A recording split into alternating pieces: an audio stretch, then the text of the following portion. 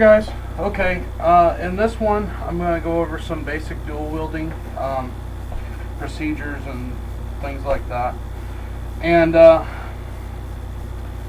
before we get too far into it, you know, on some of the posts I've mentioned that I've done over a period of time, and I want to address that now, is I've been criticized over time, like I care if I'm being criticized, honestly. I'm putting my stuff out on the World Wide Web. I'm gonna be criticized. Fine. Okay. Go ahead. Take the criticism. Come on. What do you got? What I want to let people know, at least the ones that are actually training and actually want to know things, is that I commonly, and I very commonly, train with very sharp blades, okay? I do this all the time. I don't necessarily recommend it for everyone, but for me it's okay. And case in point, here's my little ninja toe that you see in the long to short videos, and this is what I'm going to be dual wielding with in one hand tonight. Okay? Well, that one was a little bit more. Yeah, there we go. There we go. Okay. There we go. Right? Okay. Like I said before, she's sharp. Okay? She's sharp. More than sharp enough to cause injury. Okay? The next thing that I want to show too is I will be doing a lot of dual wielding tonight with the axe too. Once again, you know,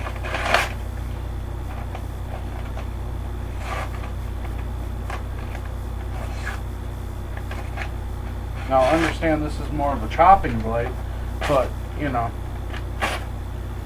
it still has all the ability of being able to cut just fine. Okay. Case in point, as I was using it for my last camping trip, I put it in the sheath a little bit, I don't know, strongly, and it did that to it. Okay, not necessarily the axe maker's fault. That's why I haven't put out a video on it. But they made a good axe. It's made for chopping and cutting things, and you see the result. That's what I'm training with, guys.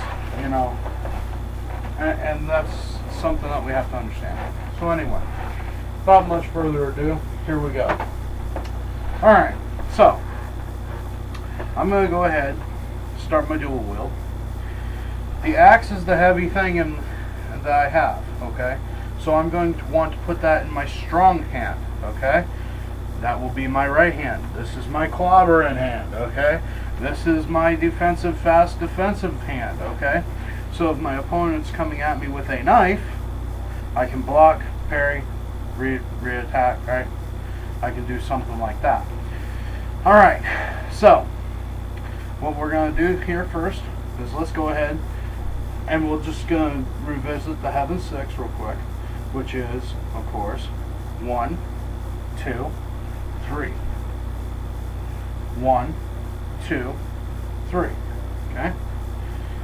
So there's your Heaven 6. There's your basic Heaven 6. Okay? Now Vampire has done a great job with all that. So anything further on the Heaven 6, go talk to Vampire. Seriously, watch his videos. The man can teach you a hell of a lot more about that stuff than I can. What I'm going to get into though is I'm going to be, remember the first 9 basic attacks that we were talking about? Here's my interpretation of that from a dual wield standpoint. Okay? Not only am I using 2 cutting implements, one of them is an axe. Okay? So here we go. 1, 2. Okay? Reverse. 3, 4. Alright? 5, 6, 7, 8, 9, 10, reverse, 11, 12, 13, and at this point I'm just going to go ahead and do a slam with it. I'm not going to necessarily use the cutting blade. I'm going to use the top of my axe to just slam up under, right? Right? I'm coming back up, and I'm going to follow that down, crash down on the head with the axe, follow with the sword, okay? And now I'm going to thrust in this way with the sword, and do another thrust with the axe this way, okay? So there's your 9 basic attacks, okay? So that's something to be aware of. Also something that we've been talking with and dealing with here recently is the X block, okay? Now let's look at the X block with weapons, alright? Boom, okay? If I do an X block, it's going to look like this, right? So their weapon is going to be cut with my sword. It's going to be trapped with my axe. If they have a bladed weapon, actually if they have any weapon, I don't care what their weapon is. If I do that, I'm going to trap it. And so now, it's going to be locked in between my axe and my sword. Okay, just because it's locked there, okay. Yes, it puts them at a little bit of a stalemate, and yes, it uses both of my arms to entangle one of theirs. But the great thing about this is with all practitioners, most practitioners that I've learned from, they're always saying never to be fixated on a weapon, right? So if I do an X block here, I entangle that weapon, I can go ahead and drop that axe. I'm still here. I've dropped that axe. Okay? My sword is still keeping their weapon away from me. And now I can come in. Okay? And because I'm willing to let go of my axe for just a moment, it gives me all the advantage I need to close the distance, to start the grapple. Okay? Now once I've got them grappled, you know, I can push their sword out of the way and run them through. Okay? This is the type of things that we're talking about, guys. This is the type of warfare that was done in the old days. Okay? Once again, something else. Remember how we have been taught, and we're always talking about the follow punch, the throw the punch here and then come through, strike here. Okay? Well, imagine what the effect would be is if we swung the sword here and swung the axe behind. Axe, knife, knife, axe, or ninja toe.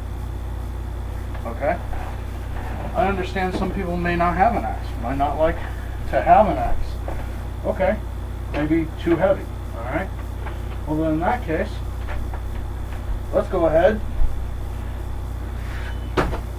and use the same thing with the machete as my backup right now. Okay? So let's go through the 9 again. 1, 2, 3, 4, 5, 6, 7, 8, 9, 10, 11, 12, 13, 14, 15, 16,